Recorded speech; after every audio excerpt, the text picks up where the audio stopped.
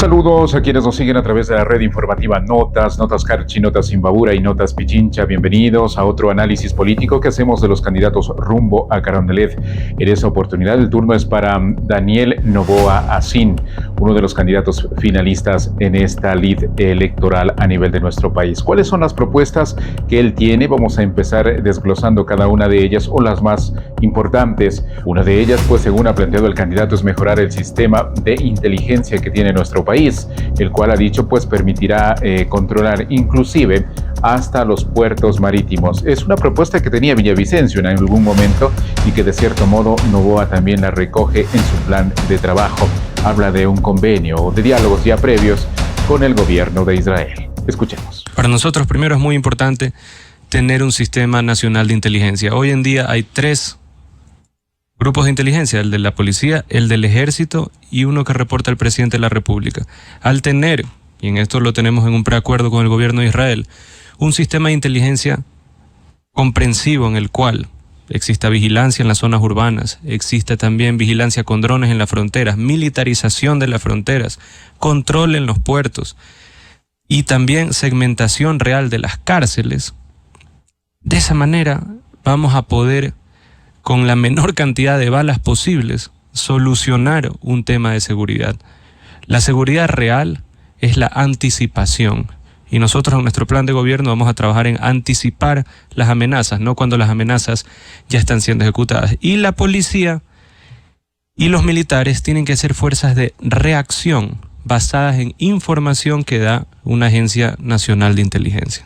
Es lo que propone el candidato. Sobre el mismo tema de la inseguridad que vive nuestro país, plantea identificar primeramente en esta guerra que él ha dicho en los grupos narcodelictivos y todo aquello, propone identificar primero a los cabecillas, a los que están al frente de cada una de las bandas. Por ello, dice, permitirá pues tener un control inclusive de las cárceles. Debemos de ganar esta guerra contra el narcoterrorismo con tecnología, con inteligencia y también dotando a nuestras fuerzas armadas y la policía con el armamento necesario, con los sistemas de inteligencia y de tecnología necesarios y con los insumos necesarios. Otra cosa, debemos hablar también de identificar cuáles son las amenazas. Pasó en España con el ETA, pasó en Colombia con la FARC, lo que se llama vergüenza pública. Nosotros hablamos de narcoterrorismo, pero no identificamos las cabecillas, ni las publicamos, ni ponemos cuáles han sido sus delitos, ni a cuánta gente han matado, ni cuál ha sido su último paradero. El momento en el cual tenemos una lista real, publicada, en el cual ese es el enemigo identificado, ya sabemos contra quién vamos. Y eso es una guerra. El terrorismo y los narcoterroristas son enemigos del Estado y se los tiene que tratar así, con derechos limitados. Así es, él manifiesta de que los grupos delictivos son enemigos totalmente. Hay una guerra, dice, recalca aquello entre los grupos delictivos y el Estado ecuatoriano. En el tema de desarrollo, ¿qué es lo que propone? Bueno, primero identifica que Ecuador no es un país competitivo. Habla de hacerlo más competitivo, habla de generar ciertas iniciativas de desarrollo, entre las cuales está también de bajar las planillas de energía eléctrica. Escuchemos. Cuando nosotros le preguntamos a todos, hemos hecho estudios cualitativos de cuál es el principal problema del Ecuador, la gente habla de la inseguridad, pero cuando se le pregunta cuál es su principal problema, mucha gente, especialmente los más pobres, especialmente los jóvenes, dicen la falta de empleo, el costo alto de la vida, el costo alto del pasaje, la falta de circulante a los que tienen un negocito pequeño. Y eso de ahí es un tema ya de competitividad y de política de Estado que ha fallida en el tema económico. El año 2022, la banca hizo su récord de utilidades. Solo los 5 bancos más grandes del Ecuador hicieron $200 millones más que en el año 2021. Pero en ese mismo periodo, a finales del 2022, de 184.000 empresas, hay 40.000 empresas en proceso de cierre. Entonces, ¿qué pasa? No es que hay menos dinero, es que las empresas, que son las generadoras de empleo, están cerrando y el dinero está terminando en la banca. Lo primero, el Ecuador tiene que volverse más competitivo. El Ecuador no es competitivo. Primero, tenemos una moneda dura que no se la puede tocar, que es el dólar, en el cual impide la devaluación de la moneda, como lo hace Colombia, como lo hace Perú. Ellos cuando quieren exportar más o producir más, devalúan la moneda. De esa manera exportan en dólares, producen en pesos o en soles, con una moneda devaluada. Nosotros tenemos que volvernos competitivos en los otros elementos. Nosotros vamos a bajar en un 22% la planilla de luz. ¿Cómo? Inversión en transmisión eléctrica.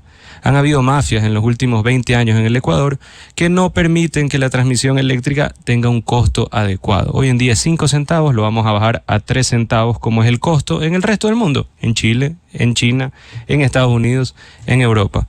Solo con eso ya le reducimos el costo de vida a la gran mayoría de los ecuatorianos. También le reducimos el costo a las fábricas, le reducimos el costo a los locales comerciales, le reducimos el costo incluso a este edificio donde estamos. Muy bien, esas son las respuestas a algunas inquietudes que las hace en Radio Democracia en la capital de la República y que nosotros las recogemos acá. ¿Qué es lo que pasa en el tema de las refinerías? Habla de repotenciar dos, la de Esmeraldas y de La Libertad, ha mencionado. Para él, no existe la refinería del Pacífico. Refinamiento nacional. Hay 150.000 barriles aproximadamente al día que se venden spot. ¿Qué significa eso? El precio diario. ¿Quién lo decide? El director de Comercio Exterior y el financiero de Petroecuador. Nadie más. 2 personas, 2 firmitas. Eso de ahí, en vez de venderlo spot, vamos a refinar en el Ecuador esos barriles, repotenciando la refinería de La Libertad y de Esmeraldas. No nos vamos a inventar refinerías en el medio de la nada, sino que vamos a lo que ya tenemos, que sí, está... la del Pacífico descartado, eso que fue una inversión perdida. No, La Libertad y Esmeraldas son logísticamente las que mejor ubicadas están. Y por eso hay que repotenciar esas de ahí. Con alianzas público-privadas y con inversión pública también, con 1.200 millones de dólares, vamos a refinar el diésel. ¿Por qué el diésel? Porque el diésel es el que más relacionado está con la inflación en el Ecuador. El diésel sirve para la construcción, para la maquinaria agrícola, para el transporte pesado, para el transporte de víveres y el transporte público. Bajamos el diésel, bajamos el costo de transporte público. ¿Y de dónde va a sacar esos 1.200 millones para financiar esta repotenciación? ¿Cómo va a ser? Se reforma para que hayan alianzas público-privadas. ¿Quién controla la alianza público-privada? El Estado. ¿Quién la opera? Un privado. Muy bien, así están las cosas dentro del tema de las refinerías. Otra de las propuestas que hace el candidato va a ser una auditoría. Ha mencionado también a las 10 empresas más importantes del país, porque allí hay corrupción, dice. Primero vamos a hacer una auditoría externa en las 10 compañías más grandes del Estado apenas lleguemos a Carondelet. De esa manera veremos los focos de corrupción que hay. Hay corrupción en la generación eléctrica, en Petroecuador, en la distribución de agua, que son los 3 elementos que vamos nosotros a volver más competitivos para que la inversión extranjera y nacional crezca. Hoy en día tenemos casi 0 de inversión extranjera y la inversión nacional se ha reducido dramáticamente. ¿Por qué? Porque les es más negocio poner una inversión a plazo en un banco al 8,5% que hacer empresa. Así es lo que menciona y que esto pues atraerá inversión extranjera, dice el candidato. Otra de las propuestas que también se les ha consultado a todos los candidatos en la primera vuelta y ahora en la segunda es el tema de qué hacer, cómo actuar ante el fenómeno del niño. Esto es lo que hará el candidato si llega a Carondelet.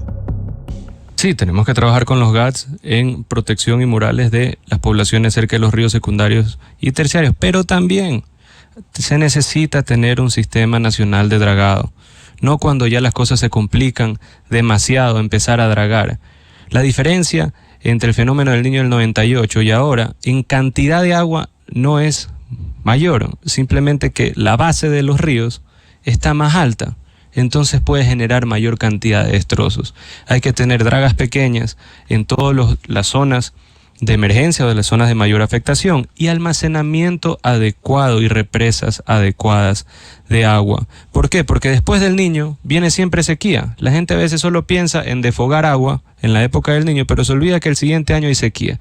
Debemos de almacenar agua para no solo tener un año malo, sino evitar que tengamos 2 años malos. Otro de los aspectos que preocupa a la población universitaria sobre todo, y vamos a englobar 2 respuestas en esta última inquietud, es el tema de los ingresos a las universidades. Él habla de ampliar un abanico, llamémosle así, de opciones para la educación superior, educación telemática, educación dual, es decir, que permita trabajar y estudiar, y la normal. Obviamente esto permitirá, según el candidato, pues disminuir esta brecha de muchos estudiantes universitarios que se quedan sin un cupo a las universidades públicas. Y habla también de priorizar a la juventud para que te puedan generar o tener un trabajo. En este momento, solo este año, 340.000 jóvenes aplicaron para un cupo en una universidad pública. 340.000. ¿Sabe cuántos obtuvieron un cupo de los 340.000? Solo 140.000. Eso deja 200.000 jóvenes. 200.000 jóvenes queriendo estudiar en una universidad pública sin poder estudiar en una universidad pública. Y el próximo año se suman a 250.000 más. ¿Y por qué no fortalecer los institutos técnicos? Aquí la aspiración, muy legítima por cierto, es de entrar a la universidad, pero no todos pueden acceder. ¿Por qué no fortalecer las instituciones técnicas? Pero igual para eso se necesita certificar a mayor cantidad de docentes. El problema de la falta de cupos es la certificación de docentes. Vamos a hacer el certificado T, en el cual daremos educación técnica, sistemas duales de trabajo y estudio y educación telemática. De esa manera cumplimos con la demanda nacional de educación. 350.000 empleos que genera el Ejecutivo, daremos un 30% de eso a la juventud menor a 29 años. De esa manera, y 50% hombres, 50% mujeres. De esa manera, como política de contratación, no reforma judicial, pues no reforma constitucional, no reforma de nada, es simple contratación pública y una política de contratación pública. Daremos más oportunidades a la juventud, porque hoy en día la tasa de desempleo y subempleo más alta está entre los jóvenes menores de 29 años. 10% desempleo, 35% subempleo, y eso es un problema serio. 1 de cada 2 jóvenes menores de 29 años no tienen un ingreso fijo. Muy bien, y así es como terminamos este breve análisis que lo hacemos a través de la red informativa Notas, como dijimos al inicio, Notas Carchi, Notas Imbabura y Notas Pichincha. De aquí, pues, las propias conclusiones las saca el electorado, el ciudadano, de acuerdo a lo que escuche, de acuerdo a los planteamientos que cada uno de los candidatos propusieron en la primera vuelta y lo están proponiendo ahora en esta segunda vuelta. Notas, la red informativa, pues somos un medio de comunicación independiente que no trata de apegarse a tal o cual línea política. Más bien, nosotros lo que queremos es ser ese canal, ese vínculo para que la gente conozca cada una de las propuestas. Y pues en el mes de octubre cada uno decidirá. Hasta la próxima.